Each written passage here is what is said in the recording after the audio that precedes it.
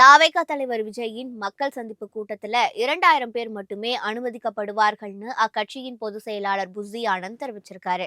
சென்னையை அடுத்த காஞ்சிபுரம் மாவட்டம் சுங்குவார் சத்திரத்தில் உள்ள தனியார் கல்லூரியில நவம்பர் 23ஆம் தேதி நடத்தப்படும் மக்கள் சந்திப்பு கூட்டத்துல தாவேகா தலைவர் விஜய் கலந்து கொள்கிறாரு.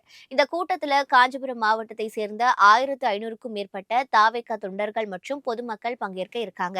இதுகுறித்து தாவேகா பொதுச் செயலாளர் புஸ்ஸி ஆனந்த் வெளியிட்டுள்ள அறிவிப்பில், மக்கள் விரும்பும் முதல்வர் வேட்பாளர், தமிழக வெற்றிக் கழக தலைவர் கலந்து கொள்ளும் உள்ளரங்கு மக்கள் சந்திப்பு நிகழ்ச்சி ஞாயிற்றுக்கிழமை காஞ்சிபுரம் மாவட்டத்தில் உள்ள ஜேபிஆர் தொழில்நுட்ப கல்லூரி வளாகத்தில் நடைபெற உள்ளதாக குறிப்பிட்டிருக்காரு.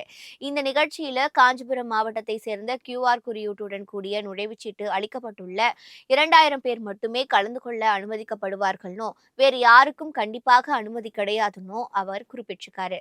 தாவேகாவினரும் பொதுமக்களும் இதற்கு முழு ஒத்துழைப்பு தருமாறு புஸ்ஸி ஆனந்த் கேட்டுக் கொண்டிருக்காரு.